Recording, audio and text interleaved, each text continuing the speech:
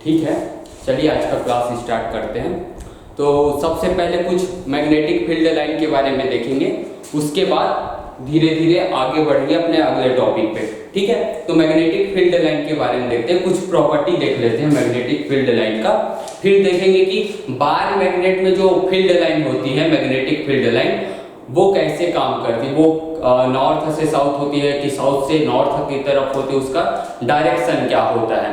फिर कॉइल के बारे में भी देखेंगे, एक सर्कुलर लूप देखेंगे, उसमें पोल कैसे होता है, उसमें जो मैग्नेटिक फील्ड लाइन होती है वो कैसे होती है, उसके बारे में देखें। तो सबसे पहले पहला पॉइंट जो है मैग्नेटिक फील्ड लाइन के बारे में, मैग्नेटिक फील्ड लाइन के बारे में जो पहला जो पॉइंट है कि अगर मैग्नेटिक फील्ड यूनिफॉर्म है तो हम कैसे डिनोट करते हैं, हम उसको सीधे लाइन से डिनोट करते हैं और सभी लाइन के बीच का जो डिस्टेंस होता है वो सेम होता है और सभी लाइन पैरेलल होती है। ठीक है, सभी लाइन पैरेलल होती है। अगर मैग्नेटिक फील्ड अगर इस डायरेक्शन में जा रहा है तो हम सभी के बीच का जो डिस्टेंस है वो कुछ सेम रखेंगे, सभी का जो लेंथ है वो भी सेम होगा। तो ये मैग्नेटिक फील्ड लाइन का पहला प्रॉपर्टी।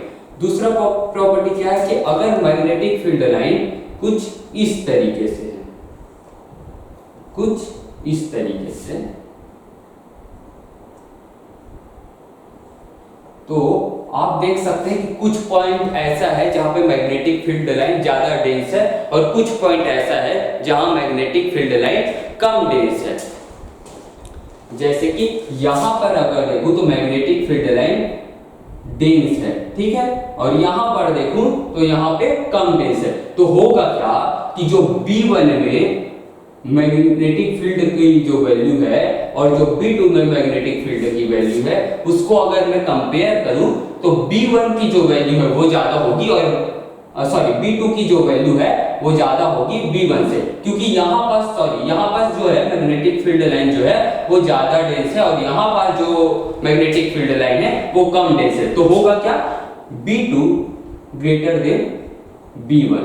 ठीक है, तो यहाँ पर तीसरा जो प्रॉपर्टी है वो क्या है कि जो मैग्नेटिक फील्ड लाइन होती है, मैग्नेटिक फील्ड लाइन जो होती है वो एक दूसरे को कभी नहीं काटती। मैग्नेटिक फील्ड लाइन कुछ इस तरीके से नहीं जाएगी, ठीक है, वो एक दूसरे को कभी नहीं काटती। वो कैसे जाती है, ये जो मैग्नेटिक फील्ड लाइन आप देख रहे हो इसमें कहीं पे वो एक दूसरे को नहीं काटेगी, यहाँ पे भी वो एक दूसरे को नहीं काटती है। तो मैग्नेटिक फील्ड लाइन जो है एक दूसरे को कभी नहीं काटती। Magnetic field line never cross each other. ठीक है, मैग्नेटिक फील्ड लाइन एक दूसरे को क्या है, कभी भी नहीं काटती। तो ये कुछ प्रॉपर्टी थे मैग्नेटिक फील्ड लाइन के, इसको लिख लीजिए, फिर आगे बढ़ते हैं।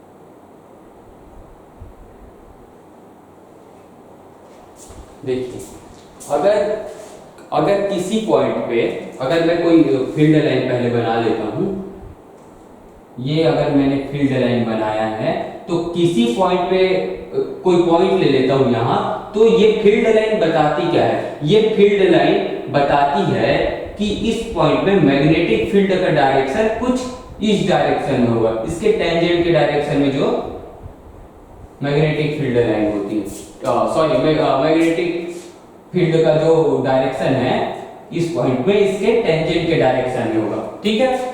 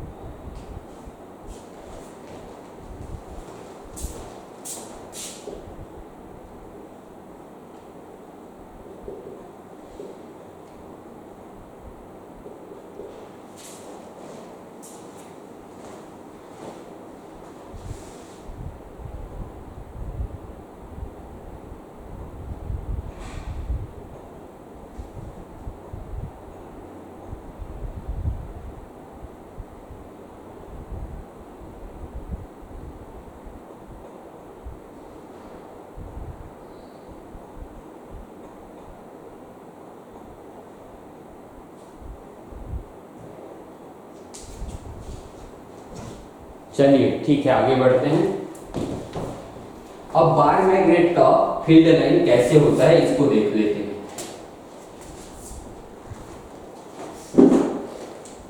देखिए मैं एक बार मैग्नेट बना देता हूं।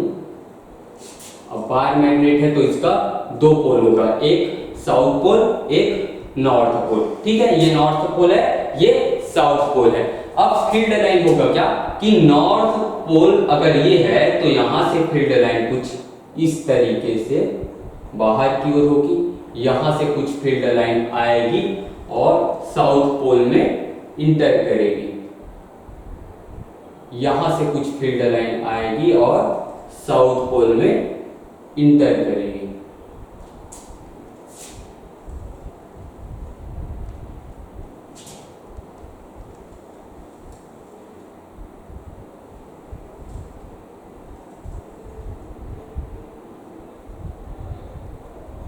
तो बार मैग्नेट का मैग्नेटिक फील्ड कैसा है कि बाहर में तो ये नॉर्थ से साउथ की ओर जा रही है। कहां?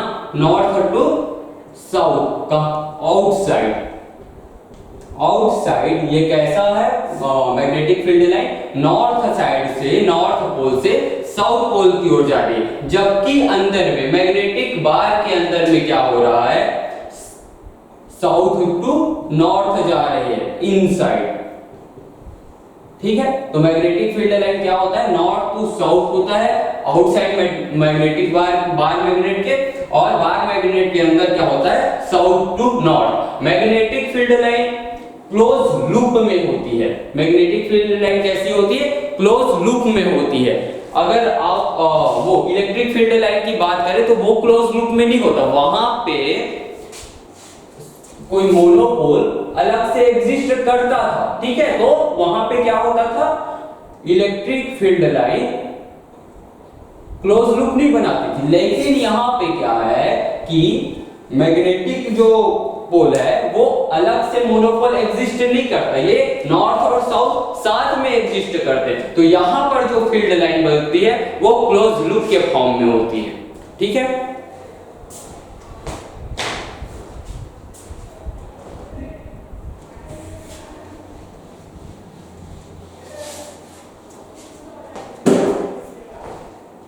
अब देखिए एक वायर ले लेते हैं, सर्कुलर वायर, उसको देखते हैं कि अगर ये सर्कुलर वायर हो गया, ये सर्कुलर वायर है, अगर इस पे एंटी क्लॉकवाइज डायरेक्शन में अगर करंट फ्लो हो रहा है तो इसका मैग्नेटिक फील्ड का डायरेक्शन कैसे होता था? ये ऊपर की ओर होती थी, ये ऊपर की ओर होती थी। यहां से कुछ मैग्नेटिक फील्ड लाइन इस तरीके से बाहर जाते हैं, कुछ इस तरीके से, और यहां से कुछ मैग्नेटिक फील्ड लाइन कुछ इस तरीके से बाहर जाएंगे, ये ऊपर की ओर,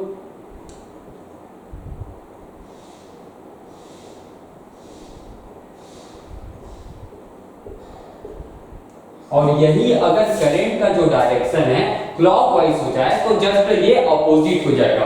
क्या हो कि अगर जो करंट का डायरेक्शन है, चलिए मैं इसको मिटा देता हूं,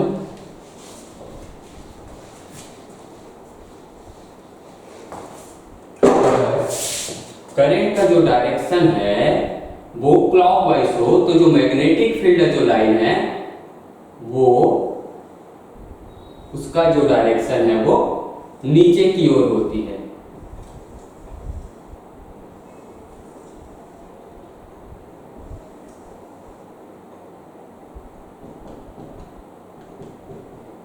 ठीक है।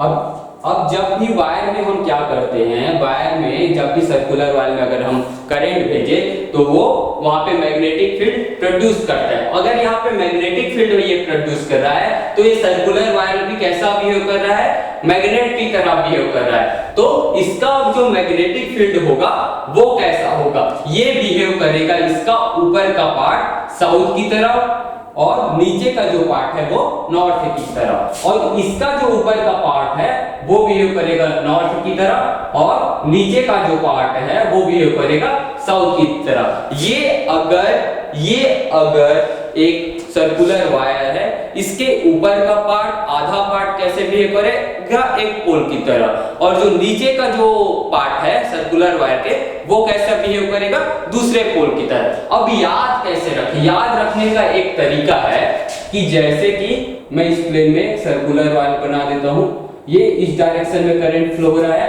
और ये इस डायरेक्शन में करंट फ्लो हो रहा है, तो इसका ऊपर का पार्ट होगा साउथ लिखिए और उसके हर एक दोनों साइड एक एरो बना दीजिए। वो एरो बता रहा है करंट का डायरेक्शन। ठीक है, ये करंट का डायरेक्शन इस तरफ है तो ऊपर का पार्ट, लूप के ऊपर का पार्ट कैसा बिहेव करेगा, साउथ पोल की तरफ। इसमें किधर है करंट का डायरेक्शन, इस ओर, तो यहां पे मैं बना देता हूं एन, ऊपर का जो पार्ट है वो नॉर्थ पोल की तरफ, ये और ये बता रहा है करंट का डायरेक्शन। तो इस तरीके से हम याद भी रख सकते हैं कि कौन सा पार्ट साउथ है और कौन सा पार्ट नॉर्थ है। एक ऊपर का एक पार्ट एक पोल की तरह और नीचे का दूसरा पार्ट दूसरे पोल की तरह इस पे बिहेव करता है। ठीक है, ये लिख लीजिए, फिर आगे बढ़ते हैं।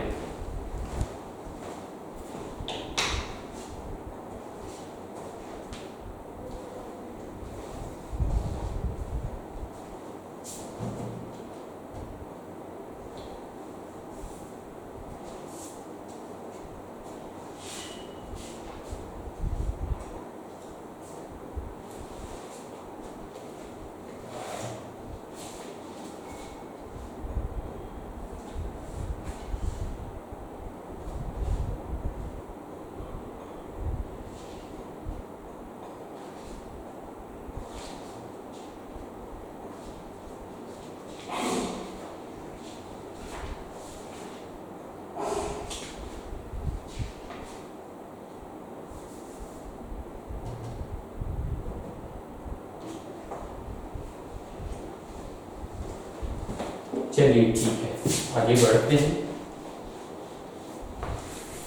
कौन सा पार्ट नॉर्थ है और कौन सा पार्ट साउथ है, इसका हम आगे यूज करेंगे। ठीक है, अब नेक्स्ट चैप्टर देखते हैं। नेक्स्ट चैप्टर है electromagnetic induction. Electromagnetic induction, electromagnetic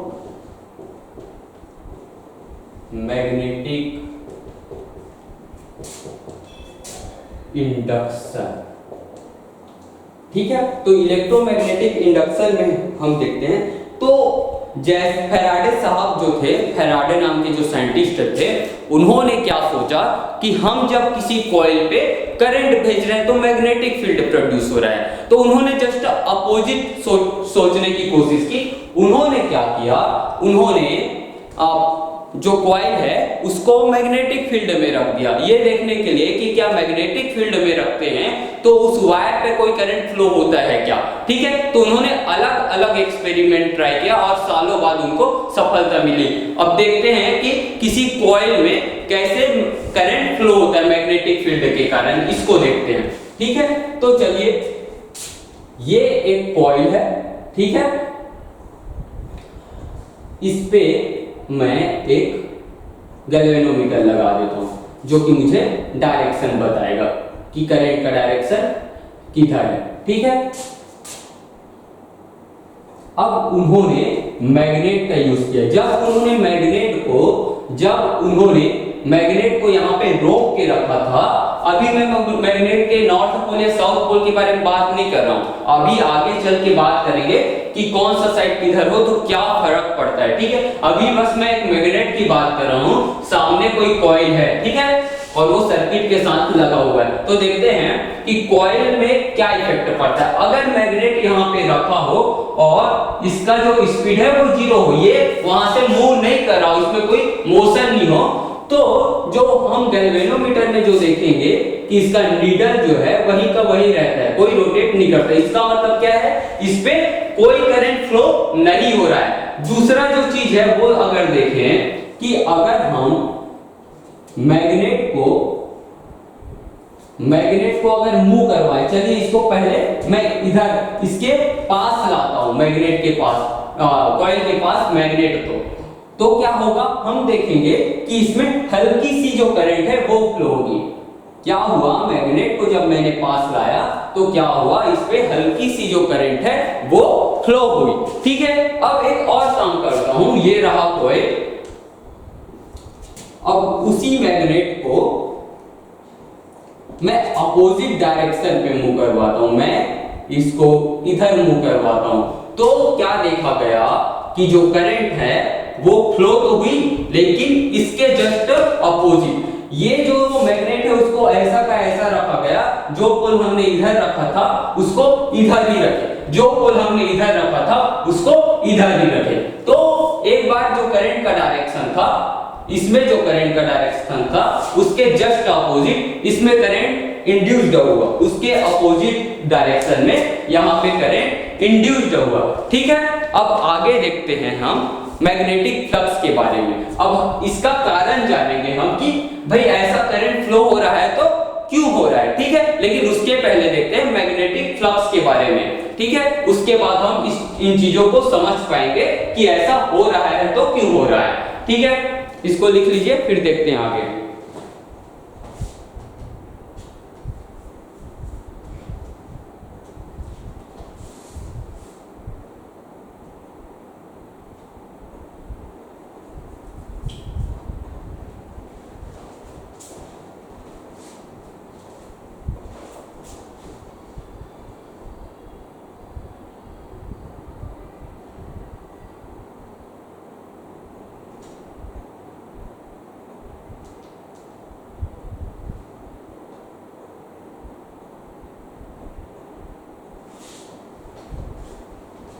ठीक है, चलिए देखते हैं मैग्नेटिक फ्लक्स।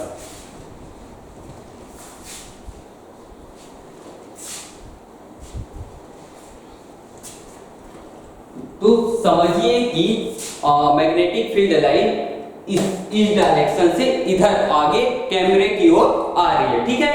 ये बोर्ड से इसका डायरेक्शन, जो मैग्नेटिक फील्ड का जो डायरेक्शन है बोर्ड से कैमरे की ओर है, और ये मेरा हाथ है, फ्लैट है मेरा हाथ, अभी क्या है, फ्लैट है एकदम। और इसको इसके आगे मैग्नेटिक फील्ड लाइन आगे बढ़ रही है, ठीक है। तो मैग्नेटिक फील्ड लाइन के कारण मेरे हाथ से एक फ्लक्स जो है वो लिंक रहेगा, ठीक है, वो लिंक्ड रहेगा। अब वो मैग्नेटिक फ्लक्स होता कितना है इसको देख लेते हैं। चलिए सबसे पहले मैं कोई डिस्क या कोई कॉइल ले लेता हूं। ये मैंने कोई कॉइल ले लिया, ठीक है। इसका जो एरिया है उसका डायरेक्शन है ए, इधर इस तरफ, और इसकी जो वैल्यू है वो है ए, इसका डायरेक्शन कुछ इस तरफ, ठीक है। यहां पे मैं मैग्नेटिक फील्ड ले लेता हूं कुछ इस डायरेक्शन में, ये मैग्नेटिक फील्ड। तो जो इसके थ्रू जो जितनी मैग्नेटिक फील्ड लाइन है, कितनी मैग्नेटिक फील्ड लाइन पास हो रही है इस कॉइल के थ्रू या इस लूप के थ्रू, इसको जो बताता है वो बताता है मैग्नेटिक फ्लक्स। मैग्नेटिक फ्लक्स यही बताता है कि कितनी मैग्नेटिक फील्ड इससे होके गुजर पा रही है।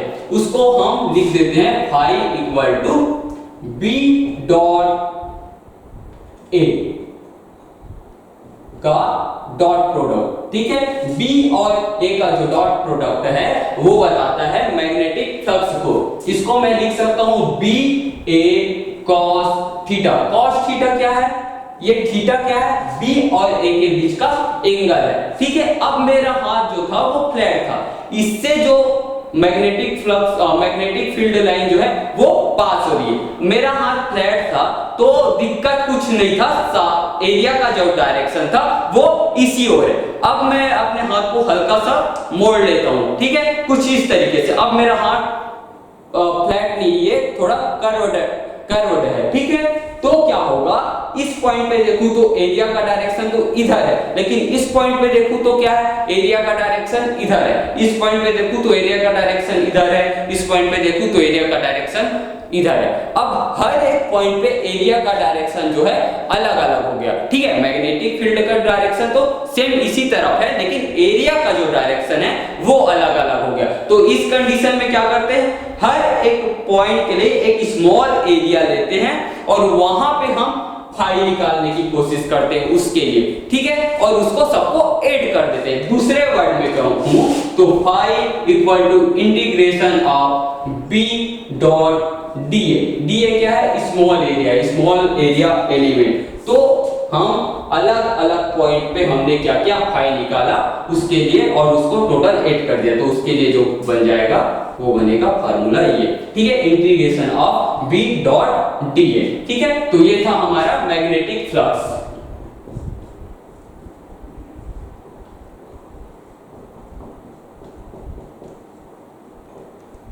मैग्नेटिक फ्लक्स,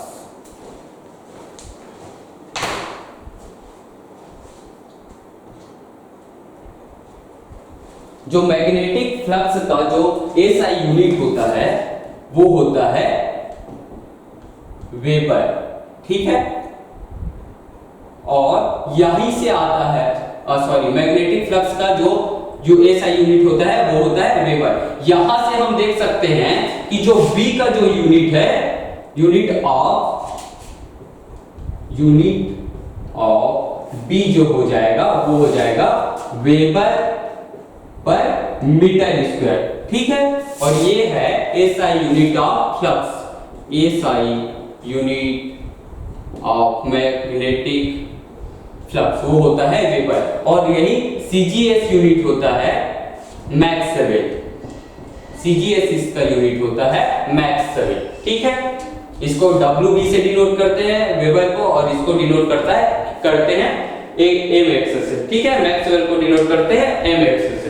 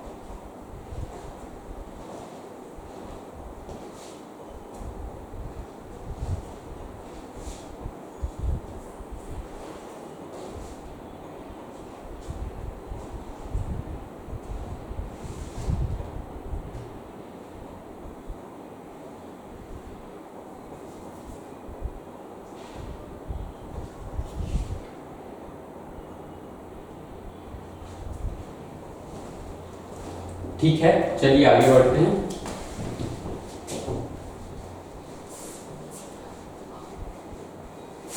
अब जो करंट इंड्यूस्ड हो रहा था लूप में, उसके बारे में देख लेते हैं कि वो किस तरीके से इंड्यूस्ड हो रहा था, क्या ऐसा हो रहा था कि वहां पे करंट इंड्यूस्ड हो रहा था। ठीक है, तो समझिए कि मेरे सामने कोई लूप है, ठीक है, और यहाँ पे मैग्नेट रखा है। मैं इस मैग्नेट को कभी रोक के देखूंगा कि इसमें करंट इंड्यूस्ड हुआ कि नहीं, मैं कभी आगे बढ़ा के देखूंगा कि इसमें करंट इंड्यूस्ड हुआ कि नहीं, मैं कभी मैग्नेट को पीछे ला के देखूंगा कि इसमें करंट इंड्यूस्ड हुआ कि नहीं।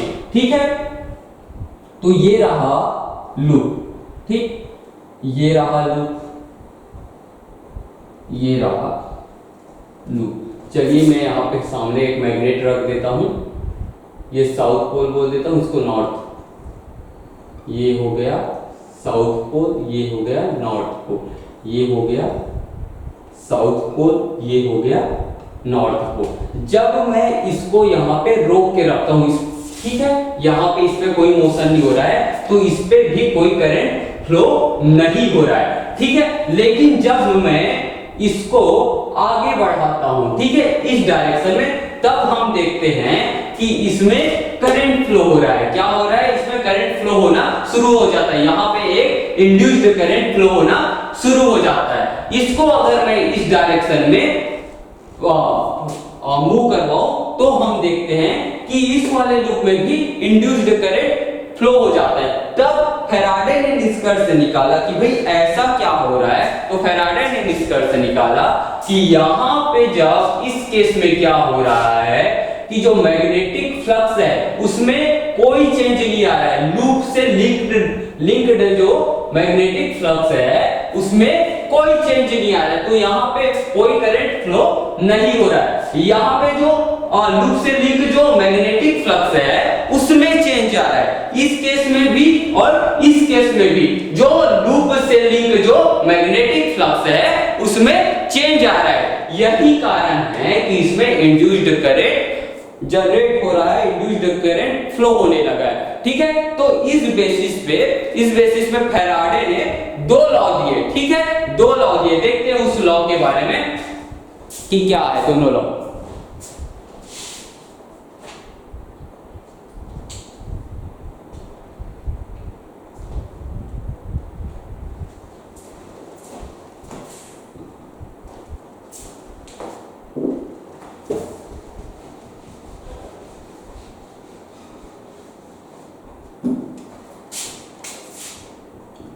Faraday's law of electromagnetic induction, ठीक है। तो पहले लॉ में उन्होंने कहा कि जब भी किसी लूप से या किसी कॉइल से जो लिंक्ड फ्लक्स है उसमें चेंज आएगा, तब उस लूप में ईएमएफ जनरेट हो जाएगा,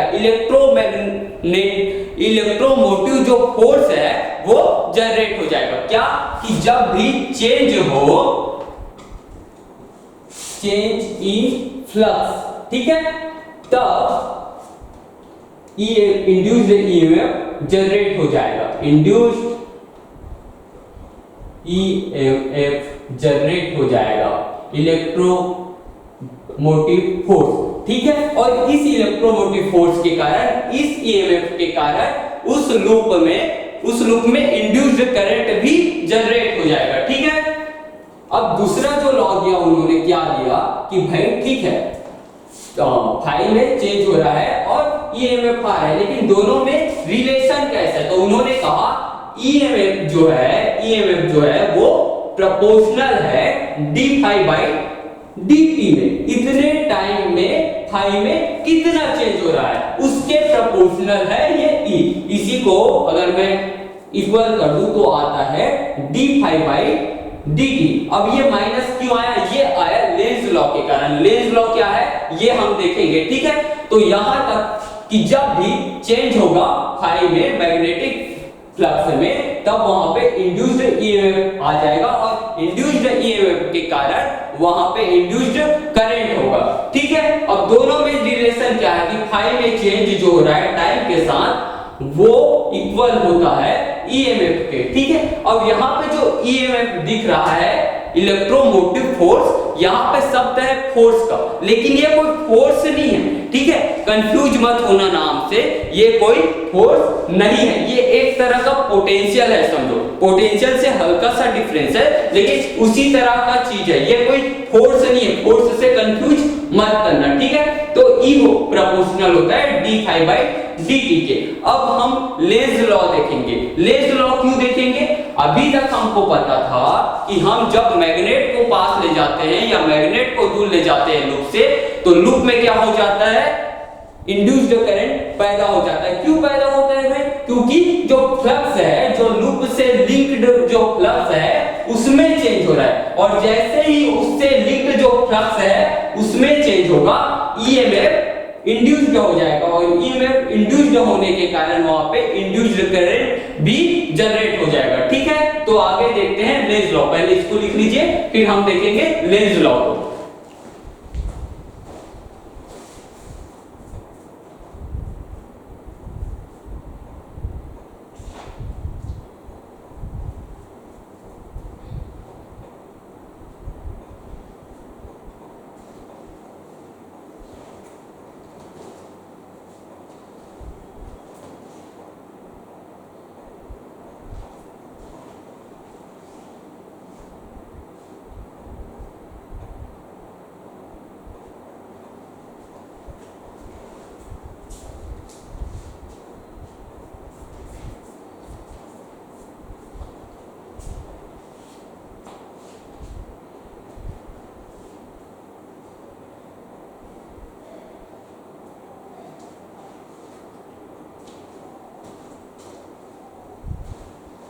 ठीक है, चलिए देखते हैं लेंज लॉ।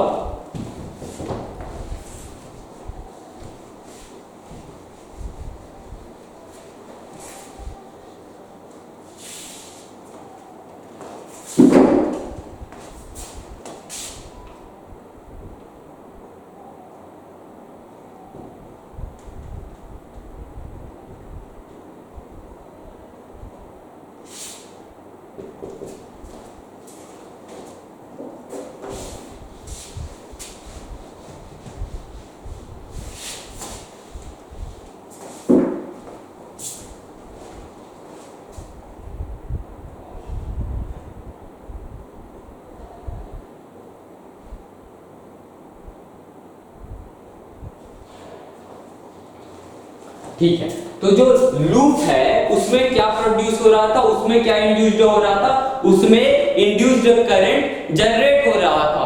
जब d में चेंज हो रहा था वहां पे इंड्यूस्ड ईएमएफ और इंड्यूस्ड करंट जनरेट हो रहा था। तो लेंज लॉ क्या कहता है? लेंज लॉ कहता है कि जो इंड्यूस्ड करंट है उसका डायरेक्शन जो है कुछ इस तरीके से होगा, उसका जो डायरेक्शन है वो कुछ इस तरीके से होगा कि वो जिस कारण से पैदा हुआ है उसी चीज को वो अपोज करेगा, उसी चीज का वो विरोध करेगा, ठीक है। तो ये था लेंज लॉ।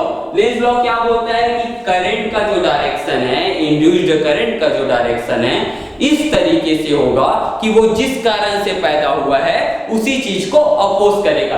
अब इस लॉ के हेल्प से हम जान जाएंगे कि जो इंड्यूस्ड करंट का जो डायरेक्शन है वो किधर है। तो सबसे पहले मैं समझिए कि मेरे सामने एक लूप है, इधर मैग्नेट है, इस मैग्नेट में मैं मूवमेंट करवाऊंगा, इस मैग्नेट में मैं मोशन करवाऊंगा, फिर देखते हैं कि क्या चेंज आता है। लेंज लॉ के हिसाब से देखेंगे तो समझिए कि मेरे सामने एक लूप है, ये सामने में मेरे एक लूप है, यहां पे मैंने एक मैग्नेट रखा हुआ है नॉर्थ और साउथ, ठीक है। तो क्या होगा, नॉर्थ से साउथ की ओर मैग्नेटिक फील्ड लाइन जाती है, तो मैं मैग्नेटिक फील्ड लाइन यहां पे शो कर देता हूं, ये मैग्नेटिक फील्ड लाइन जो है जा रही है, ठीक है।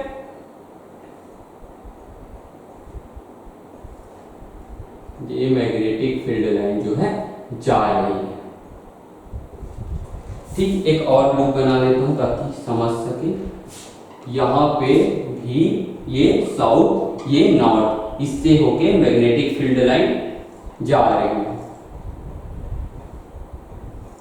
अब क्या होगा, जैसे ही मैं अभी रुका हुआ है तब तो इस पे कोई करंट इंड्यूस्ड नहीं होगा, लेकिन अगर मैं इस मैग्नेट को पकड़ूं और इसको लूप की तरफ ले जाऊं, आगे बढ़ाऊं, तो क्या होगा, कितनी फील्ड लाइन जा रही है अभी, 1 2 3 4 5, लेकिन जैसे जैसे इसको पास ले जाऊं तो फील्ड लाइन की संख्या जो है वो बढ़ती जाएगी, नंबर ऑफ फील्ड लाइन जो है वो बढ़ती जाएगी। इसका मतलब क्या है कि इससे जो लिंक फ्लक्स है, मैग्नेटिक फ्लक्स है, वो चेंज होता जा रहा है, वो बढ़ता जा रहा है, और जब भी इस फ्लक्स में चेंज होगा तब ईएमएफ जनरेट होगा, और ईएमएफ जो है इंड्यूस्ड होगा, उसके कारण क्या होगा कि करंट भी इंड्यूस्ड होगा। लेकिन करंट का डायरेक्शन क्या होगा, ये अगर लूप है तो करंट का डायरेक्शन इस तरफ होगा या इस तरफ होगा, क्लॉकवाइज होगा या एंटी क्लॉकवाइज होगा। तो ये जो लूप है वो क्या करेगी, मैग्नेटिक फ्लक्स में जो चेंज हो रहा है,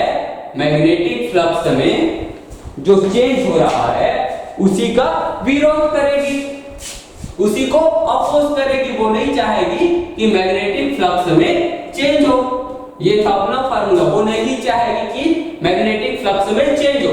तो क्या करेगी, ये नॉर्थ है, ठीक है, ये नॉर्थ है, तो ये इसके सामने वाले पार्ट को, लूप के सामने वाले पार्ट को कुछ इस तरह रखेगी कि सामने वाला पार्ट नॉर्थ हो जाए और अपोजिट पार्ट जो है वो साउथ हो जाए। देखते हैं कैसे, ठीक है। ये अगर नॉर्थ है, मैं इसको ले जाने की कोशिश कर रहा हूं तो क्या होगा, अगर ये इसको नॉर्थ बना देती है, लूप जो है अपने इस वाले पार्ट को नॉर्थ बना देती है, तो मैग्नेट को वो रोकने की कोशिश करेगा, उसके मोशन को, ये और ये नॉर्थ और नॉर्थ एक दूसरे को रिपल करने की कोशिश करेंगे, ठीक है। दूसरे वर्ड में कहूं कि नॉर्थ और साउथ के फॉर्म में ना कहूं तो क्या होगा कि ये कुछ इस तरीके से मैग्नेटिक फील्ड लाइन बनाएगी कि मैग्नेटिक, वो इसके द्वारा बनाया गया मैग्नेटिक फील्ड लाइन और इसके द्वारा बनाया गया मैग्नेटिक फील्ड लाइन एक दूसरे को काटने लगे, ठीक है, एक दूसरे को।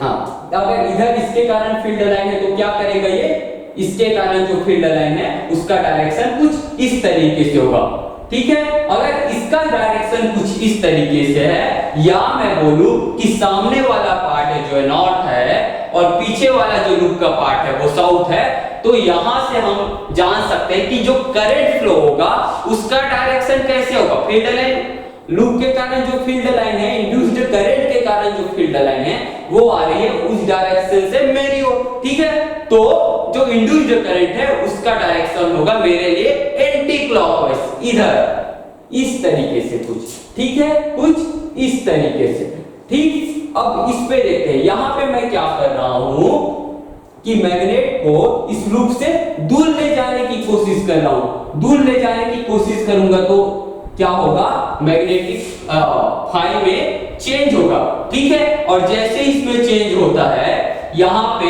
इंड्यूस्ड करंट जनरेट होगा, और इंड्यूस्ड करंट क्या करेगा कि ये चाहेगा कि इसमें कोई चेंज ना हो, कोई चेंज ना हो, उसके लिए क्या करेगा, ये इसको रोकने की कोशिश करेगा।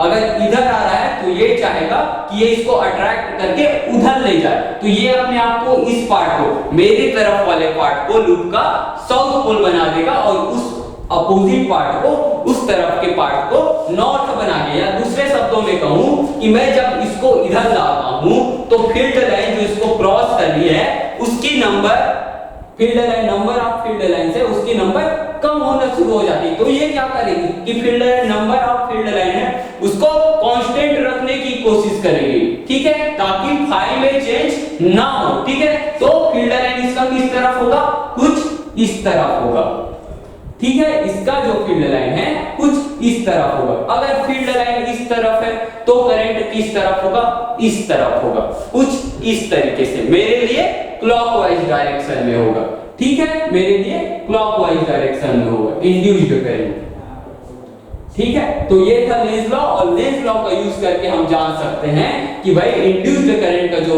डायरेक्शन है वो किधर है। ये लिखिए, फिर हम कुछ क्वेश्चन देखेंगे, कुछ प्रॉब्लम देखेंगे।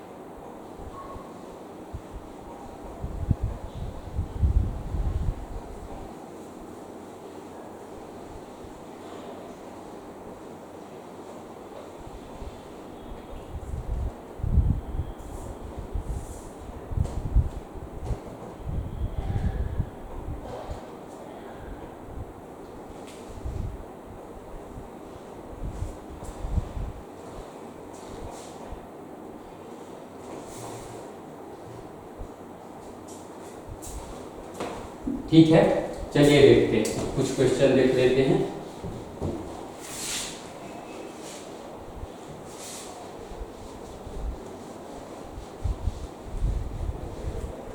तो क्वेश्चन है find direction of induced current. Find direction of induced current. ठीक है, एक वायर है, ठीक है, एक वायर है जिसपे ऊपर की ओर करंट फ्लो हो रही है, सामने इसके एक लूप है,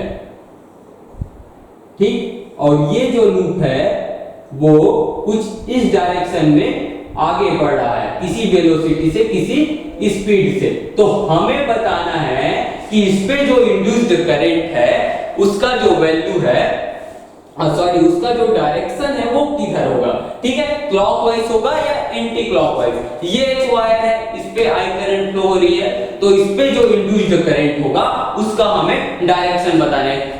आप सबसे पहले सोच के देखिए कि क्या आपसे सॉल्व हो रहा है, फिर मैं करता हूं, ठीक है। तो देखिए ये जो वायर है,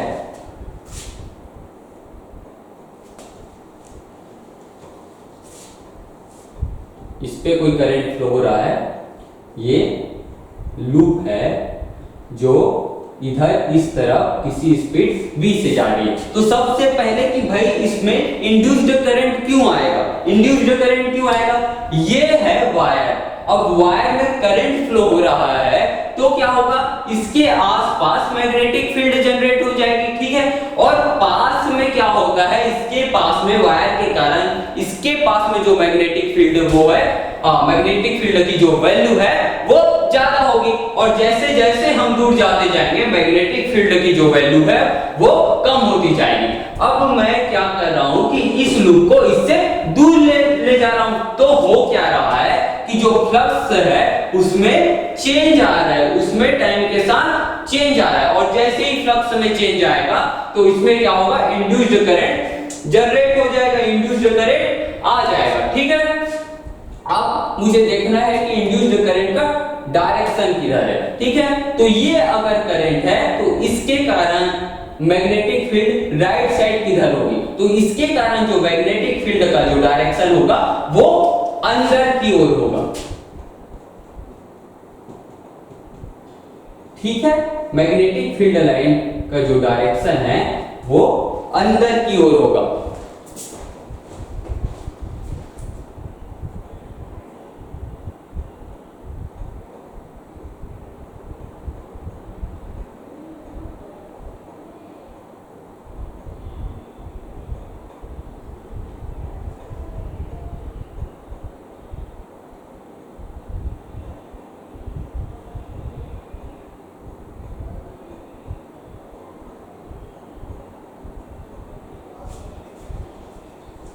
ठीक है, तो इस केस में क्या होगा, जो करंट है वो अंदर की ओर होगा, मैग्नेटिक फील्ड जो है वो अंदर की होगा। तो कुछ टाइम पहले हमने क्या देखा था कि दो वायर है, दोनों के दोनों में अगर सेम डायरेक्शन में करंट फ्लो हो रहा है तो दोनों एक दूसरे को अट्रैक्ट करती है, और एक वायर में सीधा एक डायरेक्शन में और उसके जस्ट अपोजिट में दूसरे वायर में अपोजिट डायरेक्शन में करंट फ्लो हो रहा हो तो एक दूसरे को रिपेल करती है। तो इस केस में देखिए हो क्या रहा है कि मैं इसको पकड़ के दूर ले जाने की कोशिश कर रहा हूं, ठीक है। तो ये वायर तो इंड्यूस्ड करंट के कारण इंड्यूस्ड करंट क्या करेगा कि वो चाहेगा कि ये दूर ना जाए ताकि फाई में चेंज ना हो, तो वो कुछ इस तरीके से फ्लो होगा कि भाई इसके और इसके बीच अट्रैक्शन हो, ठीक है। तो इंड्यूस्ड करंट का जो डायरेक्शन अगर इस तरफ होता है तो क्या होगा कि इन दोनों के बीच अट्रैक्शन होगा, ठीक है। तो इंड्यूस्ड करंट का जो डायरेक्शन होगा वो क्लॉकवाइज डायरेक्शन होगा। अब हम ये भी बोल सकते हैं कि भाई ये और ये तो अपोजिट डायरेक्शन में है, तो अपोजिट डायरेक्शन में है तो ये तो एक दूसरे को रिपेल करेंगे जबकि अट्रैक्ट करना चाहिए, ठीक। लेकिन ये इस वायर के पास में है, उसके कारण होगा क्या कि इसका इफेक्ट इन दोनों के बीच जो फोर्स है वो ज्यादा होगा। तो इन दोनों के, इसके और इसके बीच जो फोर्स लग रहा है उसका इफेक्ट इसकी तुलना में ज्यादा होगा। तो इंड्यूस्ड करंट का डायरेक्शन इस तरफ होने से ये क्या करता है, एक दूसरे को अट्रैक्ट करते हैं, जिससे हो क्या रहा है कि उधर जाने से लूप उधर जा रही है, उसका इंड्यूस्ड करंट उसको अपोज कर रही है। तो इस तरीके से हम जान सकते हैं कि डायरेक्शन किधर होगा, ठीक है। और देख लेते हैं कुछ क्वेश्चन और देख लेते हैं।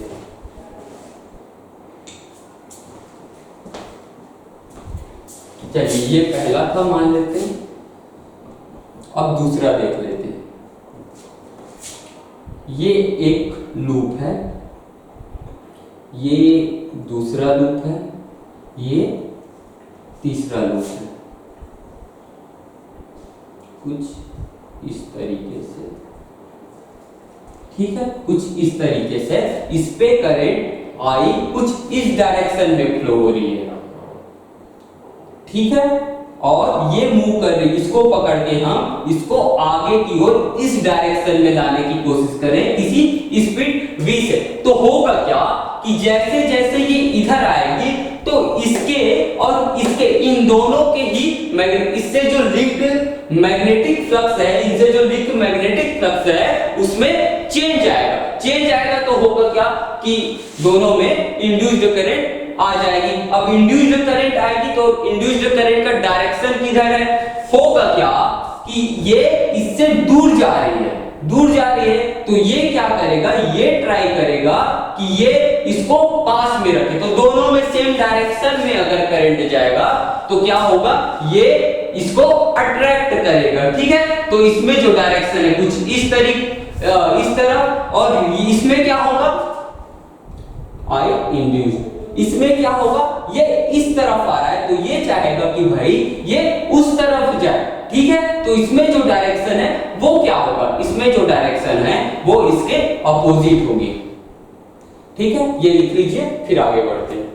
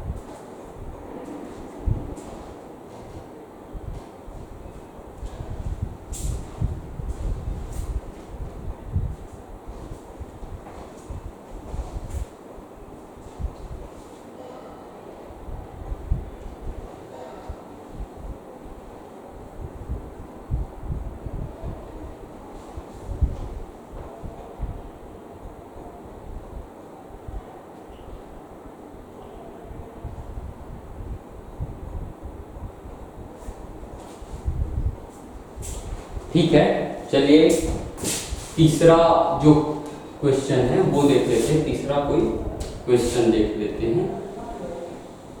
तो समझिए कि ये एक लूप है, ठीक है, और यहाँ पे मैग्नेटिक फील्ड इस डायरेक्शन में बाहर आ रही है, और उस जो मैग्नेटिक फील्ड की जो वैल्यू है वो है B है, ठीक है। B कैसे, B में चेंज हो रहा है, B जो है कांस्टेंट नहीं है, तो B में कैसे चेंज हो रहा है, B नॉट e की पावर k t, और जो B नॉट है और जो k है दोनों के दोनों जो है पॉजिटिव है, ठीक है। B नॉट और k जो है दोनों के दोनों पॉजिटिव है। इसका मतलब क्या है कि जो मैग्नेटिक फील्ड है वो टाइम के साथ बढ़ती जा रही है, और इसका जो डायरेक्शन है वो आउटसाइड है, ठीक है। तो अब हमें बताना है कि इसमें जो इंड्यूस्ड करंट होगा उसका डायरेक्शन किधर होगा, ठीक है। तो इससे जो लिंक जो मैग्नेटिक फ्लक्स है वो भी बढ़ रही है, तो यहाँ पे इंड्यूस्ड करंट भी आएगा, तो उसका डायरेक्शन किधर होगा।